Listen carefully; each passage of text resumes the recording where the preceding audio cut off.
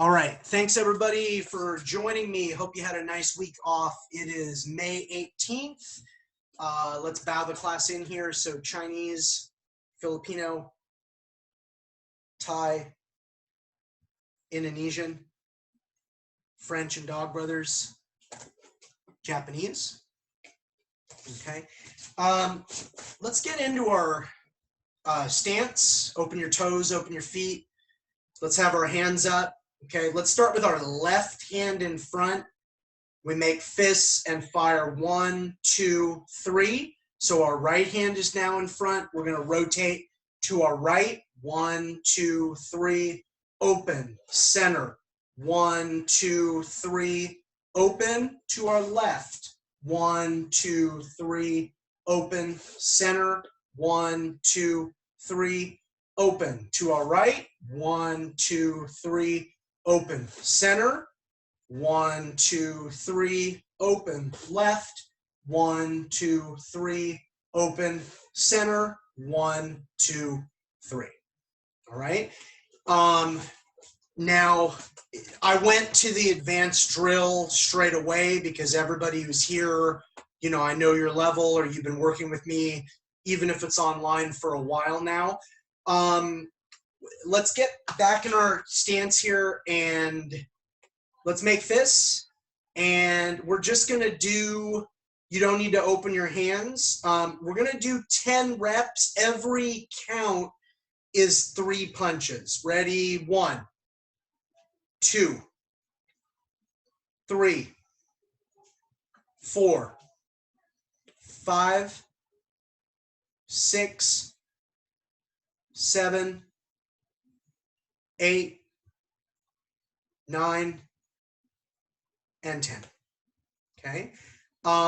Do a few of those in the air on your own. Don't wait for me. I'm going to talk while you do them. Don't wait for me to start you. And I don't even care about your pacing. You can do them fast or you can go a little bit slower. Everybody just check that you're hitting the same point in space, that your fists are going fist over fist. I mean, everybody looks really good, but I'm having you do a little bit of self-diagnostic here. Just check that structure out and make sure it's clean.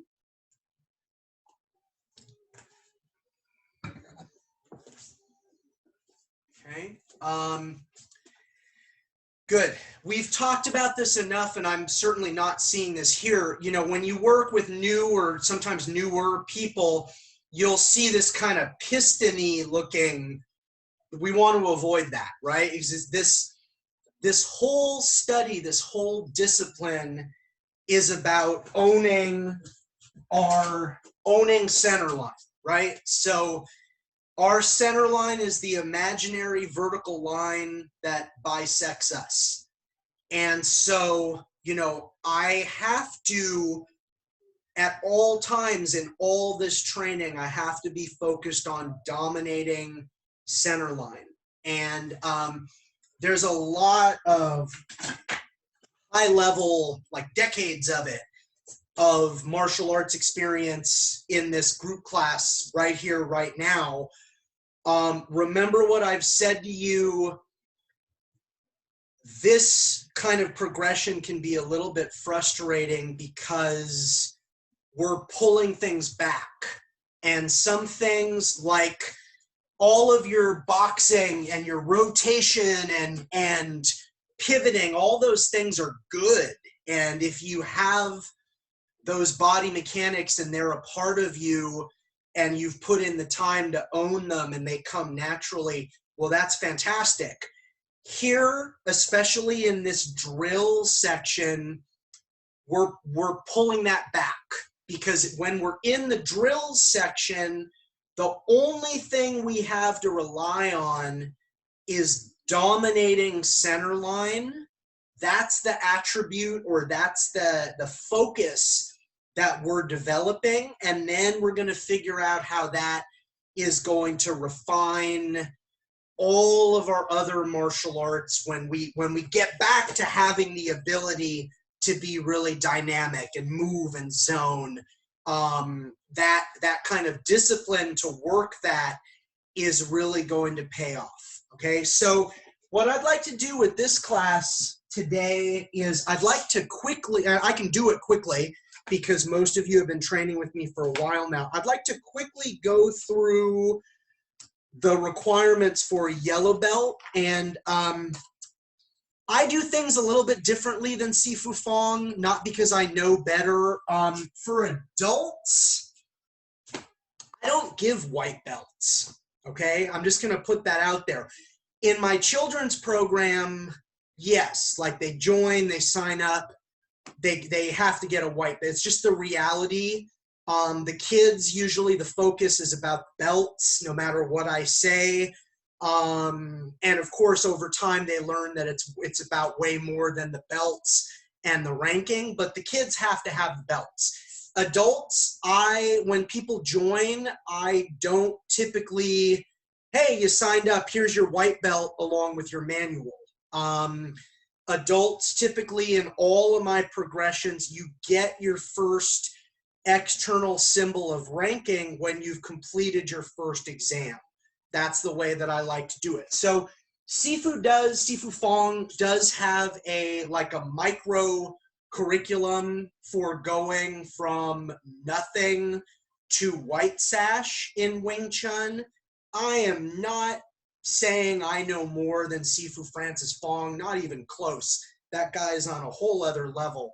I just don't do that, okay? The people that work with me, when I teach Wing Chun, we go from no ranking to yellow sash. So that's what we're going to look at today, is actually working through what a test might look like. Now, we've already done Yiji Kuyama and Jetsama. We've already, I mean, so just having you do some battle punches while holding center line, and then having you do the rotation as we've been experiencing it. I've gone a little bit out of order, but that is pretty much I shouldn't say pretty much. That is the footwork section of the yellow sash curriculum. Okay. So I do things in just a slightly different order, even though I cover everything here. So we're going to go then into drills. And so everybody get in your stance that we've been working on. Open your toes, open your heels. And if you left bong sao, right tan sao, remember we had this rotation. Now when Simo Jean was helping me, she was laying a chung choi on top of this. And then, in this moment, I was defensive, offensive, defensive, offensive, defensive, offensive. Well, since so many of you are training solo, this week, let's do everything solo in the air, because this is the reality that we're living in right now, okay? Some of my members only materials, I'm also adding over the next couple days, I'm adding some sections about like solo training and solo testing, because this is what we're doing right now, okay? So left bong sao, right tan sao, into that it would be a lop sao with this right hand chung choi, right? But you stay attached. Jean and I have demoed this enough times. I always say the same thing, and I'm never trying to insult her. She's got a great movement background. She's a certified yoga instructor, lots of dance background, even some judo from her late teens, early 20s. She doesn't necessarily train with me currently. So she's always doing a great job because she's helping me with movements in real time that she's like trying to learn or trying to follow with. So, but my point, when we demo that, usually I make a point, if her chung choi is here, we stay attached. We keep that cohesion. And you can train that by yourself. I mean, it's obvious, the best thing would be with a partner, but this is what's going on, right? And then we would also want to go right bong sao, left Tan Sao, and then have the ability to, you know, Lop Sao Chung Choi on the other side. Okay, so in the written curriculum, under the drill section for your yellow sash, Sifu writes it up as Bong Sao, and then a separate bullet point, Lop Sao. Those two drills go together to make what you're doing, which kind of computes, right? Because you have a Bong Sao, Tan Sao, then you lop into that offense. And then the next second, your partner would be throwing. And you know, so it's, you know, offense, defense, offense, defense. But it is Bong Sao, Lop Sao. Bong Sao, Lop Sao. No matter which side you're doing. Okay? So that's, and when we do that, and again, our focus is what it is, which is solo training this week. When we do that drill, we don't have the benefit of rotation. Okay, again, we've done this enough times. I've demoed this enough times. The drill that I really like is, I don't know, I don't want to mess up my laptop screen, but you and your partner, you know, when you have a partner, you stand there holding a stick, right? If my partner's here, you know, my partner would have the stick on his or her sternum as well. And we're responsible for keeping this here, not letting it drop. Because if I rotate to compensate, it's going to drop. So that's the visual that I want you to have. You don't have in this modality the benefit of like dynamic movement or sectoring or zoning. All you have is the hands, right? Bong Sao and Tan Sao to shut that line off. Even though you've seen Gene and I do this, the energy is not like trying to take each other out. It's just not. It's not very combative. It's more like a two-person form at this point, which is fine. Okay, so that's Bong Sao, Lop Sao, Jut Sao. So Jut Sao we've talked about before. This, right? Now, all of these remaining drills, imagine you have a partner giving you these chain punches, right? And so you're intercepting. I'm not rotating. I'm not doing some wild motion. It's the energy is more like a merge. And I've told you before, you know, translation, you'll usually hear Jut Sao translates into jerking hand. I don't like that because there's nothing jerky about this motion. It's a very smooth merging type energy. Okay, so that's Jut Sao. So that would be your first. So I'll throw a few towards the camera and I'll go slow. Everybody just imagine you're picking that up, whichever side I'm throwing you. Beautiful. This is I'm in the view that has everybody's screens, so this looks pretty neat. That's what it is. This is what it is, right? And I'm gonna talk as I keep feeding you here. Just keep doing that motion. Neither one of us is sacrificing our training goals at our expense for the other person. I'm feeding you chain punches. I'm trying to dominate center line.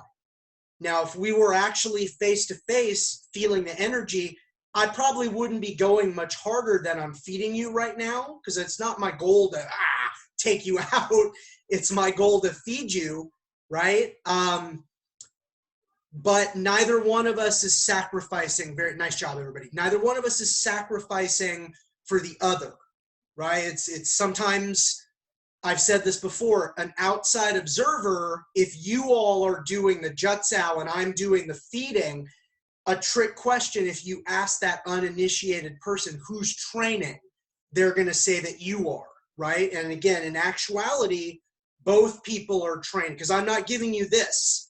I'm not giving you bad, piston punches. That's not where it's at. I'm trying to dominate center line through the benefit of my Jik Chung Choi, okay? Next one's a Tan Sao. So your tonsao, remember, is coming inside, not outside. So your tension is, I'll freeze this, is only in your thumb. And remember, I've said this before, I'll say it again because I like getting it on video. When I say that, I'm not trying to be a hypocrite. My mother and I have this weird kind of shared hereditary thing where at times my pinkies, when they're at rest, they're bent. So believe it or not, like if you see me and my pinkies are kind of curled, they're still completely relaxed. I like people to know that so you don't think I'm being a hypocrite when I say no tension in your four fingers, just tension in your thumb. Okay, so if that's what you're doing, imagine cutting inside with that tonsao as I feed. Neither person is sacrificing for the good of the other. We're both training dominating center line. And in this modality, dominating center line without rotation. All of these drills, once again, I'm not going to pick one up, but we should be able to do with a stick, sternum to sternum, without rotating, without letting the stick drop. It's that structure, the shape of your hands, that is allowing you to cut that line. So it's a loi tonsao, inside tonsao that you're cutting. All right, great job. Jopsao. Okay, so remember your jopsao has this cutting energy. Okay, this is a good one if you have a Wing Chun dummy or you're gonna have a Wing Chun dummy available to you in the future. This is a really good one obviously without injuring yourself. This is a really good one to practice on the dummy arms. There is certainly a fair amount of conditioning your partner's arms through the process of training in Wing Chun. But this is the one I'm always telling you, it's easy to get carried away with the jopsao, right? So if I'm your feeder, you want to intercept with that jop and dominate center line. You do want to give some cutting energy. You do want to help me condition my forearms. You don't want to cross the line into just being reckless. What, man? It's Wing Chun. Doesn't matter, right? Because your partner will,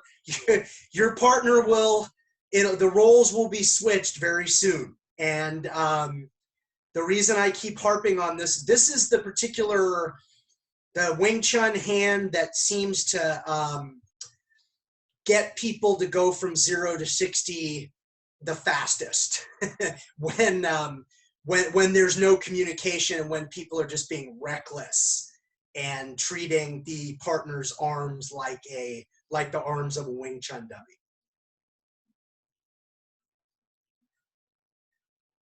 All right, very nice, beautiful. So that's your jopsao. Your hunsao, we've talked about this before. It's not possible to just if the best way I can illustrate this without a partner, if this is the line of the punch, right? So this is somebody's knuckles, it's coming at me. I don't want to purely, in this split second, this is the line coming at me, right? I don't want to risk the health of my face on a pure interception with the hunsao. So the reality, this has a jop hun type of energy because I want to cut. You don't have to do it as definitively as you were just doing it, but you have to cut in. Otherwise, and it's hard to show you, but I hope you take my meaning. In this split second, if you're punching me, if I'm, risking the health of my face or wherever you're punching on my hand speed, that hunsao is going to be perfect in intercepting that line, that's very dangerous. What I want to do is cut in with a jopsao type energy, because see how that's going to meet it on center line?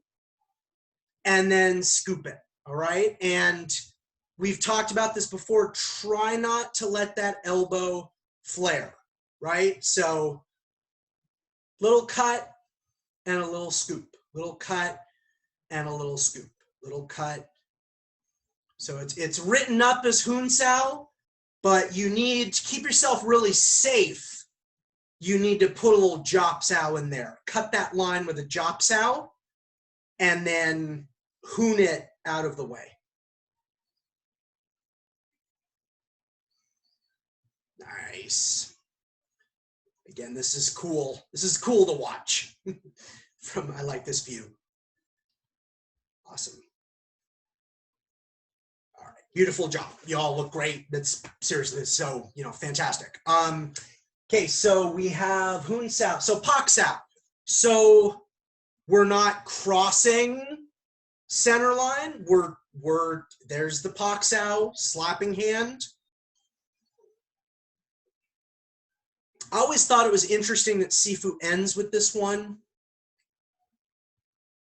Interesting because it's deceptively simple. Oh, it's just a Paksao. Yeah, that's kind of like saying that about anything that's got a lot more going on, Again, like, I just learned all the rules to Texas Hold'em poker. I know everything there is to know about the game. I don't know that I agree with that. There's some more intricacies going on there. Okay, so here's your feed, and you're just cutting that with a Paksao. I'm going to freeze this for you. My advice for you, and I know we're training digitally, right about here. This is the sweet spot for your Paksao. This is too low. You put yourself in danger of that getting rolled over. You want to be on the forearm. That's where you want to. I know we're not actually able to make contact, but when we are, that's where you want your Paksao to go. If it's too close to the wrist, there's the potential of kind of rolling with the Paksao.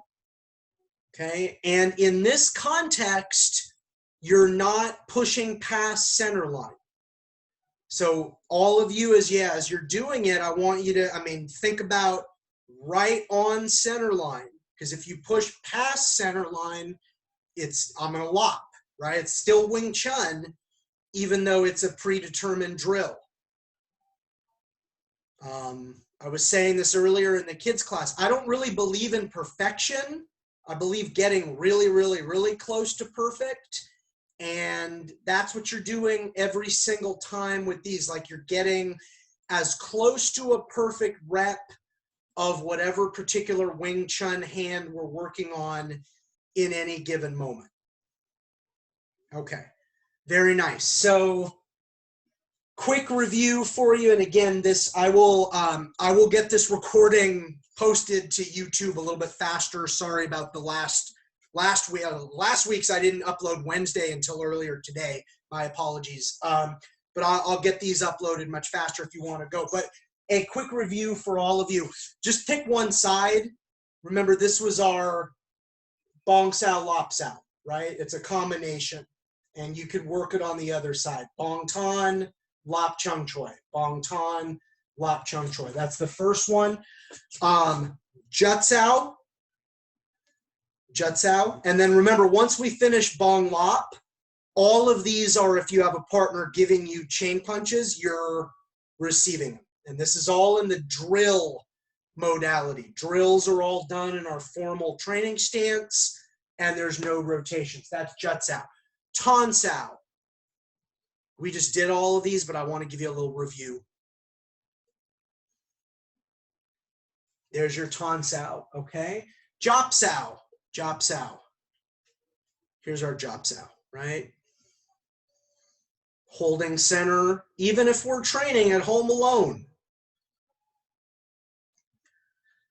I know there's so much debate and argument about the validity of kata or forms training. I know kata is a Japanese term. I really like this explanation from Silat about they were talking about their jurus when they said it, but it's a good way of expressing it. The kata or the forms are the playbook of the system, okay? Like a good coach, say, take American football, could look at a playbook, and if it's a well-developed playbook, even if it's another team's playbook, they can make something out of it. Well, forms training, especially like right now, solo training methodology of having a playbook of movement, there's so much validity to that. And, you know, I just think that's really important to understand what an interesting time period this is, because it's like we're using contemporary technology to train, but so many of these ancient or traditional training methodologies have a lot of validity right now because we're all kind of stuck on our own or stuck with family members, or, you know, we don't have the benefit of our regular training partners is what I'm trying to say. We got Jop Sao, Hun Sao. So remember, you're going to jop in.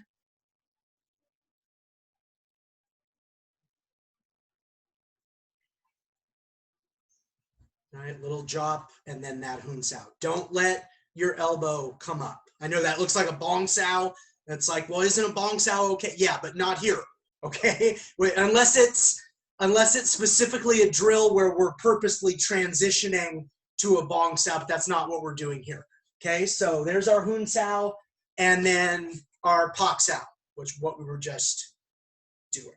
Okay, so there's a little review of everything in one place, and I along with this week's review, next week and beyond for Wing Chun, I want to start going beyond yellow sash for you, but I think all the work that we've done, like defining the foundation of the curriculum, has been really well, you know, all that time has been really well spent. Okay, trapping. So everybody getting a right lead. We're gonna work this solo. I'm not using my wife or my kids today to help me demo it. Let's do all of this in the air. So right lead, right hand is up. The back of your right wrist would be against your partner's right wrist, and your left hand slaps as your right hand hits. Go ahead, okay? So slap and hit, right? And what, maybe from this side is better. The right hand does not move until my left hand has slapped, right? I've got to clear that line to move in, okay? And this, let me just say this. This is kind of hard to train. Can I help you? Okay, get your charger and go. These are hard motions to train solo, but again, let's make the best out of it. So, I mean, I want you to be really clear on what you're doing. This reference point is a training posture only, right? If you're fighting a southpaw with good structure, that line that you learn from the reference point, that's the line that you have to destroy if you want to hit the right side of their face, right? Above and beyond the reference point, which again is a training posture only. If it's a southpaw, this line is what extends into the jab line. There are tons of benefits of training from a high reference point. You have to take your practice beyond that, right? And so that's very important. Anyways, so slap and hit. And this is a really important point. And honestly, somebody only reminded me of this last February, this year of 2020. The Gua Choi, the back fist, it isn't found in Wing Chun. It's just not. That's something really that got added to our Jun Fan or Jeet Kune Do, okay? So the Sut Sao is all over Wing Chun. If we're looking at the empty-handed forms and the other forms as the sources of our tools, I'm not saying Gua Choi is bad, because I did Gua Chois for years and years and years and years in, you know, Wing Chun / JKD style trapping. We put a lot of emphasis on that sutsao because, again, soft protective tissue, and in that moment, if they pull their head back, sometimes you get lucky and you still get like an eye graze. So I'm not saying you have to, I'm just telling you that sutsao really does seem to be a preference in the Sifu Francis Fong lineage. Like, we like that attack an awful lot. Okay, so if you start with that and they cross center line, their rear hand pushes your right hand across center line, insert your left tansao and then lop and chung choi. Okay, and so from here, start with one, they push. I'm breaking things down and going slowly. So imagine their left hand on my forearm and they're pushing across center line. Insert this tansao and then lop, keeping your thumb out of it, and chung choi. Okay, so I want to make that point very important. This is all the trapping that I teach, ladies and gentlemen. When you lop, this is what I mean. This is correct. Keep your thumb out of it. This is what I want you to avoid. I'm committed. I'm crazy committed. What if I get unlucky and somebody that's just super strong, that I want to be here. I want to make this a habit. So that's typically the number one thing when I teach lop sao in any of my classes. That's typically the number one thing that I'm correcting. Okay, so we pak sut, we get cross center line, we insert the tansao, and then we lop and chung choi. And I'm only going to show this right side dominant right now. If you want to string it together, left side dominant, you can do that later. This way it's standardized based on the words that I'm saying. So high right reference point, in a right lead, left pak, right sutsao. The sutsao gets pushed across center line by their rear hand. Insert the left tansao, and then left lop, keeping your thumb out of it, and then right chung choi. And I mean, we usually do this as a chunk. This really could be any tool. You could buji, you know, chung choi. It could be anything you want it to be. But usually when Sifu teaches this at the first level or the yellow belt level, he teaches that as a chung choi. Okay. So that's trapping. Now we're in the trapping section, different than the drill section. That's why we're in a lead. Right now I can get all my body mechanics involved because I took the time to cultivate them in the drill section. I've always really liked that. I think it's the first 3 levels of Sifu's curriculum, yellow, orange, and green sash, that he differentiates, that you have drills where it's the traditional and you're in your stance, and then you have trapping in a lead, and it's like when you get to the trapping section, you get all your tools back, but they've been refined because you've gone through the drill section. Okay, so number 1, just pak sut. Pak sut, that's number 1, okay? And if I'm doing anything I wouldn't normally do, like I wouldn't move this hand until the line has been open, you know, bear with me. I'm doing this in the air so everybody can train it, okay? Number 2, start with number 1, get pushed across center line, insert the tansao, and then left lop and right hit, you know, whatever shape you want this to take, okay? And again, if you are partial, you could guachoi, you know, tansao, lop, guachoi. There's nothing wrong with that. Don't worry about it. I have too much inasanto in me, especially when we get to the trapping section, to give you grief about, you know, this tool feels better than that tool. That looks a little bit different when we're doing the forms. When we're doing the forms, it's gotta be what it is. When it's the trapping and you're just expressing with concepts, you take your pick. So despite what I was saying about the guachoi is this back fist, you could pak guachoi, tan, lop guachoi, if you really want to. I'd still consider that completely acceptable, even though, like I said, the Gua Choi is more of a Bruce Lee addition in our Jun Fan or our Jeet Kune Do. Number 3 is identical. So I'm high reference point 1. I get pushed across center line. I insert the left Tan Sao. So the first steps are identical. For number 3, the final trapping combo, my right hand lops and I left Sat Sao. So if I start here, 1, pushed across center line, Tan Sao. All that's the same as number 2. Right Pak Sao and left Sat Sao. So I start by attacking the right side of their face.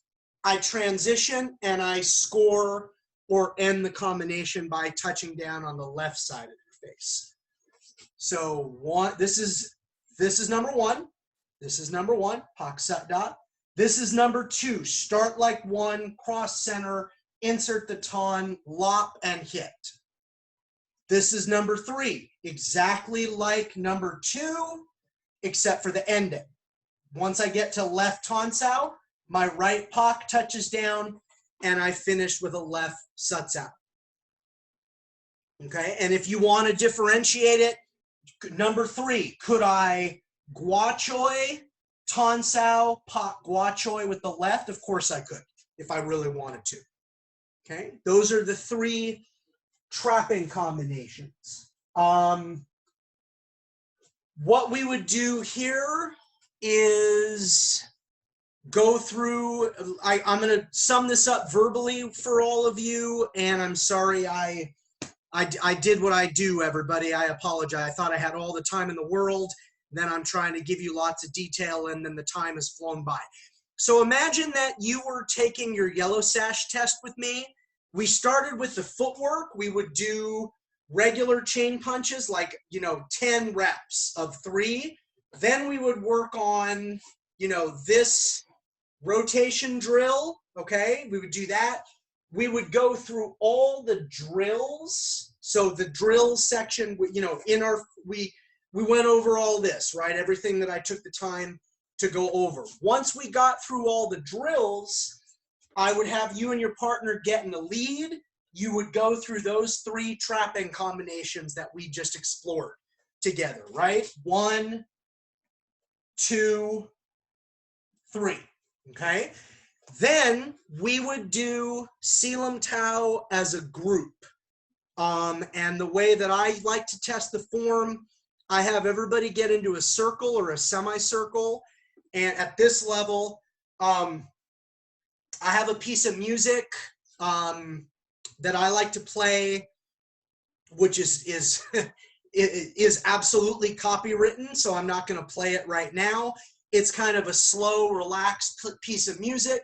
We all do the form together, nice and slow and relaxed, even though it's really the first session that's supposed to be slow and I like to do the whole form a little bit slower and a little bit more relaxed. The final part of your examination would be your gates round. We've talked about this before. So for your yellow sash, it's only 150 punches. So remember, if I'm the feeder, I'll put those on in a moment. When I feed high, yeah, you can do Bilda.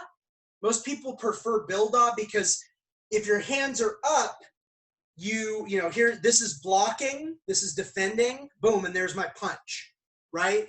You can do Tanda, but it takes a split second longer to turn this palm up. And then on the low line, you have Ganda, right? Gansao with your Da just means hit, right? So there's your Ganda. And then when I go to here, that's when you're boom, boom, boom, boom, you're doing your chain punches as quick as you can. So it's a 3-minute round. Let me just explain this and then we'll wrap up the Wing Chun, go into JKD. It's a 3-minute round. So, imagine we already went over all that. Imagine you have somebody who's counting your punches audibly. Then you have another person who's counting your punches silently. during the 3-minute round. You know, I'm at one end of the training space, you're at the other.